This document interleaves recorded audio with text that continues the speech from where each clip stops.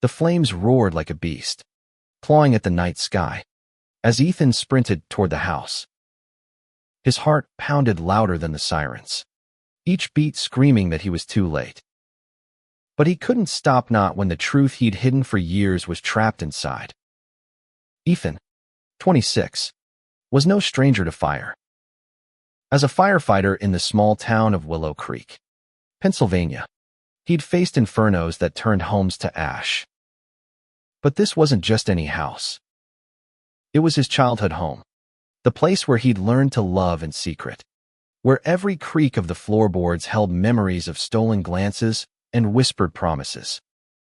Tonight, it was burning, and with it, the journal he'd poured his soul into, the one that held the truth about him and Caleb. Caleb. The name alone sent a shiver through Ethan, even as sweat beaded on his forehead from the heat. Caleb, his best friend since they were kids, the boy with the crooked smile who'd made Ethan's world brighter. They'd grown up together, two boys in a town where being different wasn't just frowned upon, it was dangerous. Ethan had loved Caleb in silence for years, terrified of what it meant, terrified of what his family would say. The journal was his confession, written in moments of courage and cowardice, a record of every feeling he'd buried to keep the peace. Now, as the fire devoured the house, that journal was all that stood between Ethan and a life of pretending. He'd hidden it in the attic, tucked behind a loose floorboard, thinking it was safe.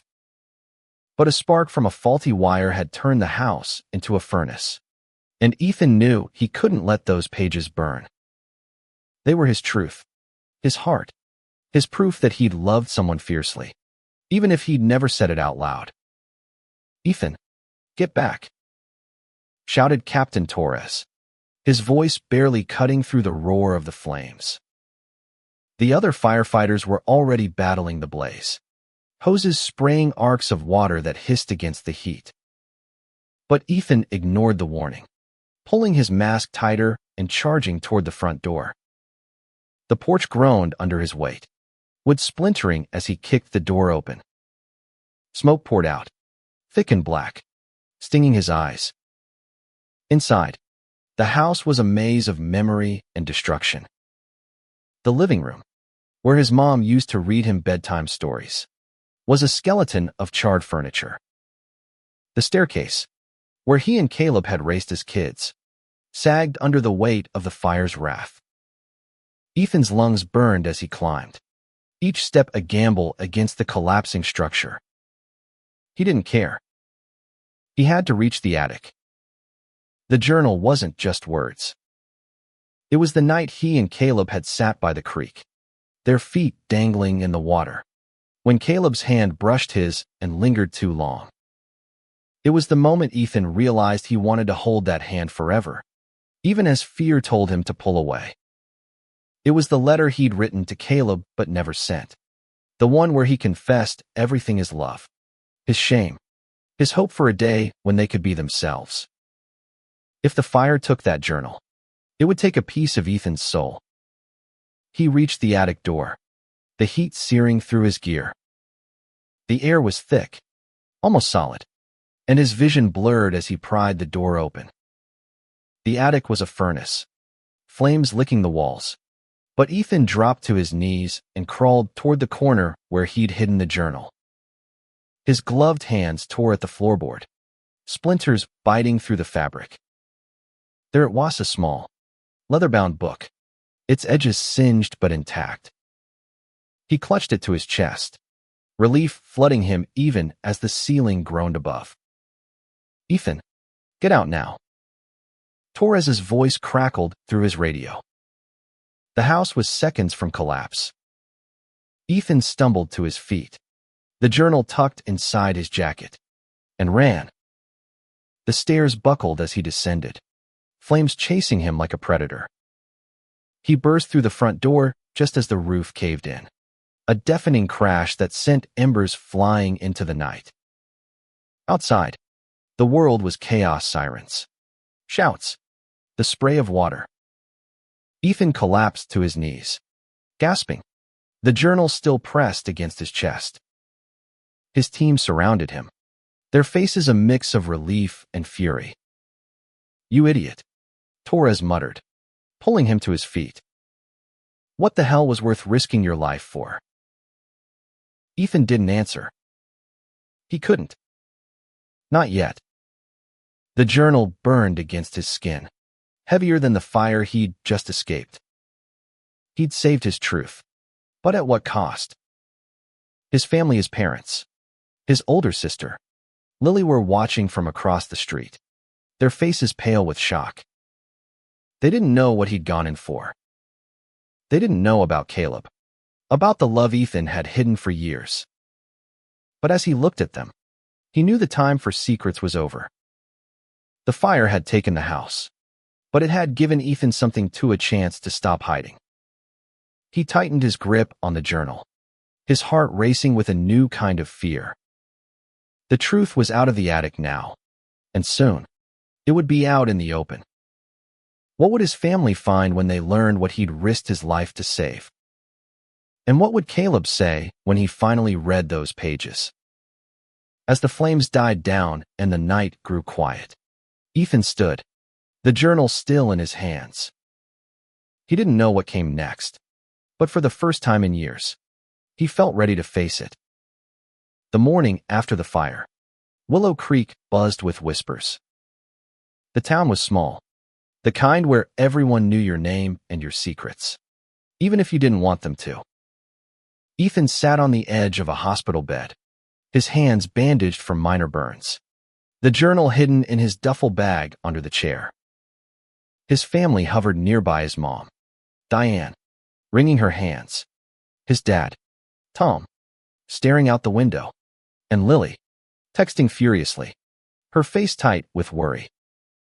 They hadn't asked about the journal yet, but Ethan could feel the question hanging in the air like smoke. "Why'd you do it, Ethan?" Diane's voice was soft but sharp, cutting through the sterile hum of the hospital room. Her eyes, red from crying, searched his face. "You could have died." Ethan's throat tightened. He wanted to tell her everything about Caleb, about the journal, about the weight of living a lie. But the words stuck, heavy as the ash that clung to his clothes. "I had to save something," he said finally, his voice hoarse.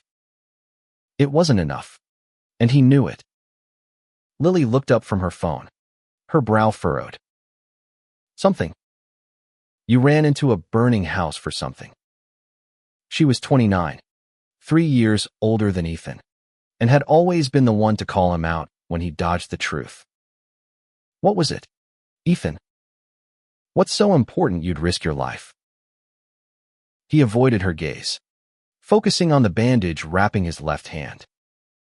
The journal was his lifeline, but it was also a grenade. If he showed it to them, everything would change. His parents were traditional, raised in a town where church was mandatory and different was a dirty word. They loved him. He knew that. But would they love him if they knew who he really was? The hospital room door swung open, and Caleb walked in. Ethan's heart stopped. Caleb was 25, a year younger than Ethan, with the same blonde hair and easy smile that had haunted Ethan's dreams since high school. He was a teacher now, working at the local elementary school, and his presence filled the room with a warmth Ethan hadn't felt since the fire. But there was something else in Caleb's eyes, worry. Maybe. Or something deeper. "You okay?" Caleb asked, his voice low, meant just for Ethan. He stood close, too close, and Ethan felt the familiar pull, the one that made his chest ache with want and fear. "Yeah," Ethan managed, his voice barely a whisper. "I'm fine." Caleb's gaze flicked to the duffel bag, then back to Ethan. "I heard you ran into the house. People are saying you grabbed something. What was it?" Ethan's stomach churned. Caleb didn't know about the journal. He didn't know that every page was about him, that Ethan had written his heart out in secret because he was too scared to say it aloud. Just something personal, Ethan said, his eyes dropping to the floor. Caleb frowned but didn't push. Instead, he turned to Ethan's family, offering a smile that didn't quite reach his eyes. I'm glad you're all okay. I was worried when I heard about the fire. Diane hugged him, her voice trembling. Thank you, Caleb. You've always been like family. The word family hit Ethan like a punch. Caleb was family, but not in the way they thought. Not in the way Ethan wanted. He stood, grabbing his duffel bag, the journal's weight pulling at him. I need some air, he muttered, brushing past Caleb and out of the room. Outside, the hospital parking lot was quiet, the early morning sun casting long shadows. Ethan leaned against a brick wall, the journal burning a hole in his bag. He wanted to give it to Caleb, to finally say the words he'd written 100 times. But what if Caleb didn't feel the same? What if he lost his best friend, his family, his place in this town? His thoughts were interrupted by footsteps. Caleb appeared, his hands in his pockets, his expression unreadable. You're not telling me something, he said, stopping a few feet away. What's going on, Ethan? Ethan's heart raced. He could lie, like he always had, or he could take the leap. The fire had already taken so much, maybe it was time to let it burn away his fear too. He reached into the bag, his fingers brushing the journal's singed cover. There's something I need you to see, he said, his voice shaking. But not here. Caleb's eyes narrowed, but he nodded. Okay. My place. Tonight. Ethan swallowed hard. Yeah. Tonight. As Caleb walked away, Ethan clutched the journal tighter. He'd saved it from the fire, but now he had to face a different kind of heat, the kind that came with bearing his soul. Tonight, he'd tell Caleb the truth. And whatever happened next, he'd face it, just like he'd faced the flames. The drive to Caleb's apartment felt like a countdown. Ethan gripped the steering wheel, the journal on the passenger seat like a ticking bomb. Willow Creek's quiet streets blurred past, each familiar landmark: a diner, a church, the creek where he and Caleb used to skip stones, taunting him with memories of a simpler time. Caleb lived in a small apartment above the town's only bookstore, a place that smelled of old paper and coffee. When Ethan knocked, Caleb opened the door almost instantly, as if he'd been waiting. Come in, he said, his voice soft but tense. The apartment was small, cluttered with books and art supplies, a reflection of Caleb's quiet, creative soul. Ethan's chest tightened at the sight of ivory detail, screamed Caleb, the person he'd loved for so long. They sat on the couch, a careful distance between them. Ethan held the journal in his lap, its singed edges a stark reminder of the fire. So, Caleb said, leaning forward, his elbows on his knees. What's this thing you risked your life for? Ethan's mouth went dry. He'd rehearsed this moment 1,000 times. But now, with Caleb's blue eyes fixed on him, the words felt impossible. It's about me, he started, his voice barely above a whisper. And you? Caleb's brow furrowed, but he didn't interrupt. Ethan opened the journal, its pages crinkling under his trembling fingers. I've been writing in this for years. Since we were kids. It's everything I couldn't say out loud. He handed the journal to Caleb, his heart pounding so hard he thought it might burst. Caleb took it, his fingers brushing Ethan's, sending a jolt through him. For a moment, neither of them moved. Then Caleb opened the journal and began to read. The silence was unbearable. Ethan watched Caleb's face, searching for a reaction shock. Anger. Anything. Caleb's eyes scanned the pages, lingering on passages Ethan had written in moments of desperation. I love you, Caleb, but I'm too scared to say it. I don't know how to be me in this town. Caleb's expression softened, then hardened, then softened again, a storm of emotions Ethan couldn't decipher. Finally, Caleb closed the journal and looked up. Ethan, he said, his voice thick. Why didn't you tell me? Ethan's throat closed. I was afraid. Of losing you. Of losing everything. Caleb set the journal down and leaned closer, his hand resting on Ethan's knee. You think I didn't know? He said quietly. I've seen the way you look at me. I felt it too. Ethan's breath caught. What? Caleb's smile was small, almost sad. I've loved you since we were 16, Ethan. But you were so scared, and I didn't want to push you. I thought, maybe you'd come to me when you were ready. The words hit Ethan like a wave, drowning him in relief and regret. All those years, hiding, lying, when Caleb had been waiting. He wanted to laugh, to cry, to pull Caleb into his arms and never let go. But before he could, Caleb's phone buzzed, shattering the moment. Caleb glanced at the screen, his face paling. It's Lily, he said. She's at the hospital. Your mom collapsed. The world tilted. Ethan grabbed the journal and stood, his mind racing. His mom, Diane, who'd always been the heart of their family, who'd loved him fiercely but never knew the real him. Was this the price of his truth? Had the fire, the journal, the weight of his secrets somehow hurt her? We need to go, Ethan said, his voice steady despite the panic clawing at him. Caleb nodded, grabbing his keys. As they rushed out, Ethan felt the journal in his hand, its weight both a comfort and a curse. He'd opened his heart to Caleb, but now his family needed him. And whatever waited at the hospital, Ethan knew the truth was no longer his to hide. The hospital was a blur of white walls and antiseptic smells. Ethan and Caleb burst through the doors, finding Lily in the waiting room, her eyes red and puffy. She's stable, Lily said before Ethan could ask. It was a panic attack, not a heart attack. But she's not okay. Ethan's knees buckled, and he sank into a chair. A panic attack.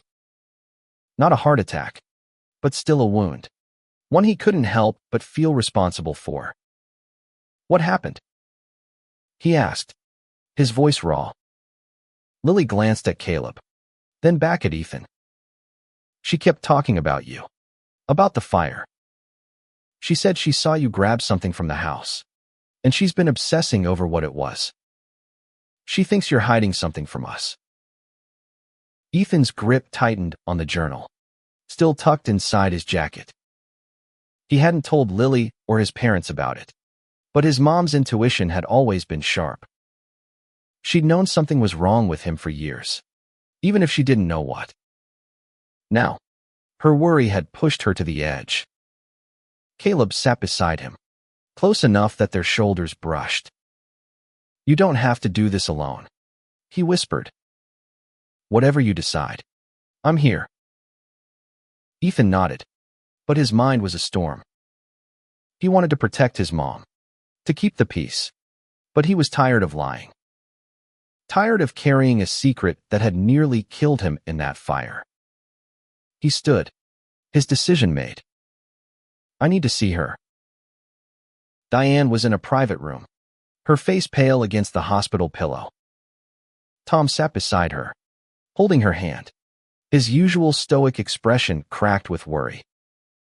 When Ethan entered, Diane's eyes lit up, then dimmed with something like fear. Ethan, she whispered. What's going on? What did you take from the house? He hesitated, the journal burning against his chest. This was a moment he'd dreaded his whole life. But Caleb's words echoed in his mind. I'm here. He pulled the journal out and held it up, his hands trembling.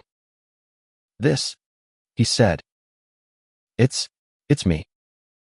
Everything I've been too scared to tell you. Diane's brow furrowed, and Tom leaned forward, his jaw tight. What do you mean? He asked. Ethan took a deep breath, the air sharp in his lungs. I'm gay, he said, the words spilling out like water from a broken dam. And I'm in love with Caleb. I've loved him for years. This journal, it's everything I felt, everything I hid, because I was afraid you wouldn't love me anymore. The room went silent, the kind of silence that feels like it could shatter.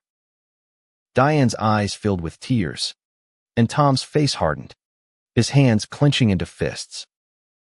Ethan braced himself, waiting for the rejection he'd always feared.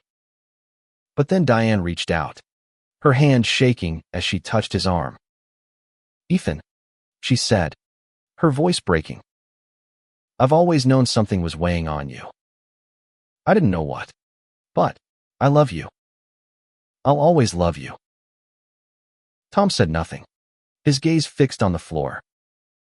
Ethan's heart sank, but he held his ground. He'd said the truth, and there was no taking it back. Caleb stepped forward, his presence steadying Ethan. I love him too, he said, his voice quiet but firm.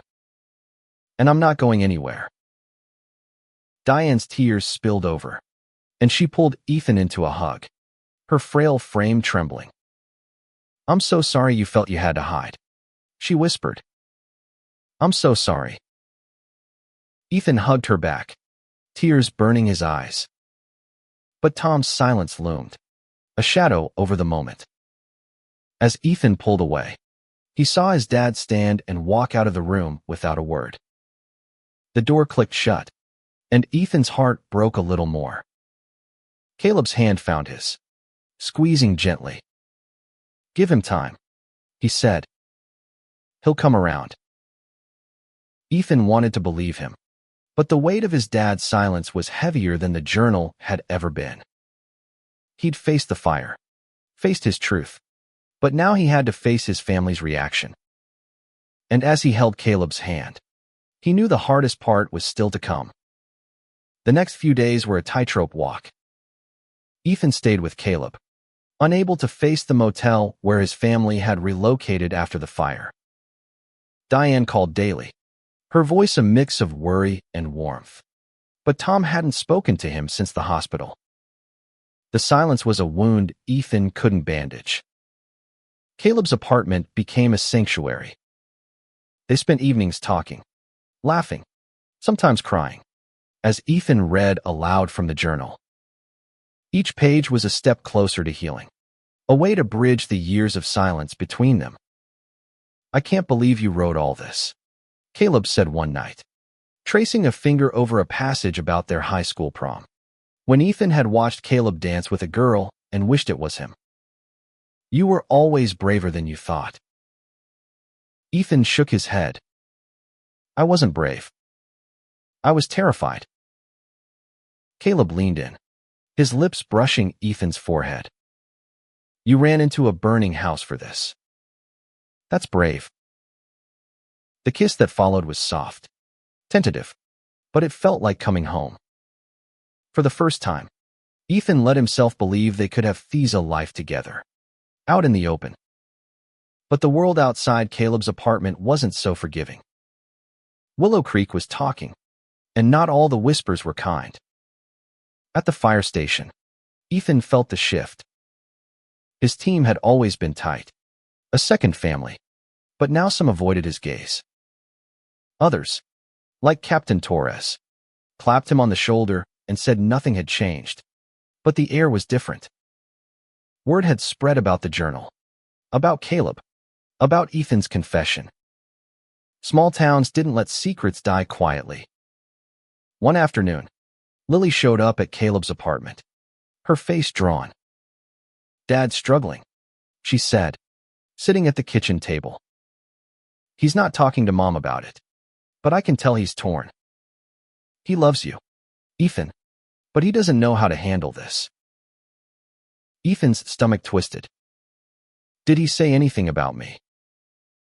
Lily hesitated. "He said he's proud of you, for being a firefighter, for saving lives. But he also said he doesn't understand why you couldn't just be normal." The word stung, sharp and familiar. Ethan had spent years trying to be normal, hiding who he was to fit in. Now, he was done pretending, but the cost was losing his dad's respect. Caleb reached for Ethan's hand under the table, a silent anchor. "He'll come around," he said again, but this time, Ethan wasn't so sure. That night, Ethan got a call from Torres. "There's a community meeting at the town hall tomorrow," he said. "People are talking about the fire, about you. Some are calling you a hero, but others, they're not happy about what they're hearing." Ethan's heart sank. He'd known this was coming, but the reality hit hard. Willow Creek wasn't ready for a gay firefighter, a gay son, a gay anything. He looked at Caleb, who was watching him with quiet strength. "I'll go," Ethan said. "I'm not hiding anymore." The town hall was packed the next evening, the air thick with tension. Ethan stood at the back, Caleb by his side, as residents took turns at the microphone. Some praised his bravery, recounting how he'd saved their homes or their neighbors in past fires. Others weren't so kind. "He's a disgrace," one man said, his voice dripping with venom. "Running into a fire for some diary. What kind of man does that?" Ethan's fists clenched, but Caleb's hand on his arm kept him grounded. Then, to his shock, Diane stood up. Her voice shook, but it carried. "My son is a hero," she said. "He risked his life to save something that mattered to him. And if you can't accept who he is, that's your shame, not his." The room went quiet. Ethan's eyes burned with tears as he looked at his mom, standing tall for him. But Tom was nowhere to be seen. As the meeting ended, Ethan felt the weight of his town's judgment, but also the strength of his mom's love and Caleb's, steady and unwavering. The weeks that followed were a balancing act of hope and hurt. Ethan and Caleb grew closer, their relationship no longer a secret but a quiet defiance. They held hands in public, ignoring the stares, and spent nights planning a future that felt both possible and precarious. But Tom's silence lingered, a shadow Ethan couldn't shake. One evening, Ethan found himself at the creek, the place where he and Caleb had shared so many moments. The water was still, reflecting the stars, and Ethan sat on the bank, the journal open in his lap. He hadn't written in it since the fire, but tonight, he felt the need to. "I'm out now," he wrote. "But I'm still scared. Not of loving Caleb, but of losing Dad." As he closed the journal, he heard footsteps. Tom stood a few feet away, his hands in his pockets, his face unreadable. "Mind if I sit?" he asked. Ethan nodded, his heart pounding. They sat in silence for a while, the creek's gentle ripple the only sound. Finally, Tom spoke. "I've been thinking about what you said. About who you are." Ethan braced himself, but Tom's voice was soft, not angry. "I grew up in a different time, Ethan. I was taught certain things, and it's hard to unlearn them. But I've been watching you how you've fought fires, how you've fought for yourself. And I'm proud of you." Ethan's throat tightened. "You don't have to understand it, Dad. I just need you to love me." Tom's eyes glistened, and he reached out, pulling Ethan into a hug. "I do. He said, "I always will." It wasn't perfect, but it was a start. When Ethan told Caleb later, they cried together, relief washing over them like the creek's current. But the town wasn't done with them. Rumors spread, and Ethan heard whispers of a petition to remove him from the fire station. "He's a distraction," some said. "A liability." Captain Torres called a meeting with the team. "Ethan's one of us," he said, his voice firm. "He saved lives, and he'll keep saving them. Anyone who has a problem with him answers to me." The support was a lifeline, but Ethan knew the fight wasn't over. He and Caleb decided to take a stand, organizing a community event to raise funds for rebuilding their home. They called it From Ashes to Hope, a nod to the fire that had changed everything. The event was a risk putting themselves in the spotlight, but Ethan was done hiding. The day of the event, the town square was packed. Ethan stood on a makeshift stage, Caleb by his side, the journal in his hands. "This is my story," he said to the crowd, his voice steady. "It's about love, about fear, about finding the courage to be who I am. I hope you'll stand with us." Some clapped, some turned away, but Ethan felt lighter than he ever had. He'd walked into a burning house for his truth, and now he was building something new from the ashes. The From Ashes to Hope event was a turning point. Donations poured in, not just from Willow Creek, but from neighboring towns, sparked by a viral post about Ethan's story. Strangers sent letters, sharing their own struggles, thanking him for his courage. But not everyone was supportive. A small group picketed the event, their signs cruel and cutting. But Ethan and Caleb stood tall, their hands clasped, their love a shield. Back at the fire station, Ethan faced a new challenge. The petition to remove him gained traction, led by a vocal minority who saw his openness as a threat. Captain Torres fought for him, but the town council scheduled a hearing. Ethan prepared for it like he prepared for a fire methodically, with a calm he didn't feel. The night before the hearing, Caleb cooked dinner, a rare moment of normalcy. They laughed over burnt pasta, and Ethan felt a flicker of hope. "Whatever happens tomorrow," Caleb said, his eyes locked on Ethan's, "we're in this together." The hearing was packed, the air thick with tension. Ethan stood before the council, his voice steady as he spoke. "I'm a firefighter. I've risked my life for this town, and I'll do it again. My personal life doesn't change that. If you can't accept me, that's your loss, not mine." Caleb sat in the front row, his presence a quiet strength. Diane and Tom were there too, their faces proud but tense. When the council voted to keep Ethan on, the room erupted in cheers and jeers. Ethan felt Caleb's hand slip into his, grounding him. But the victory was bittersweet. Some firefighters requested transfers, unable to work with him. Ethan felt the sting, but he focused on those who stayed. Torres, who called him brother, and the rookies who looked up to him. He was still a firefighter, still Ethan, and that was enough. At home, the rebuilding began. The new house rose from the ashes, a symbol of resilience. Ethan and Caleb moved in together, their relationship no longer a secret but a foundation. Diane helped decorate, her warmth a constant, while Tom worked on the porch, his quiet support louder than words. One evening, Ethan found an old photo in the rubbly, a picture of him and Caleb as kids, grinning by the creek. He taped it to the fridge, a reminder of how far they'd come. The journal sat on their nightstand, no longer hidden but cherished, a testament to their love. A year later, the house was complete, its walls filled with new memories. Ethan and Caleb hosted a housewarming, inviting family, friends, and even some from the fire station. The backyard was lit with string lights, laughter mingling with the summer breeze.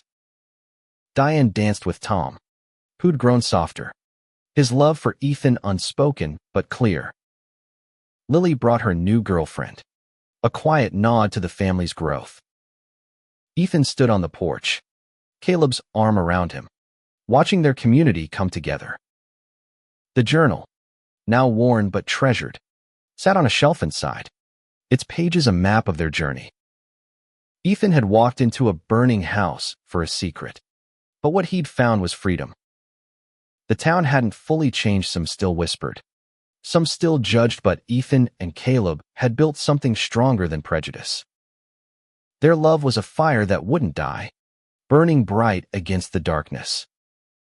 And as they stood together, Ethan knew the truth had been worth the flames. He turned to Caleb, his heart full.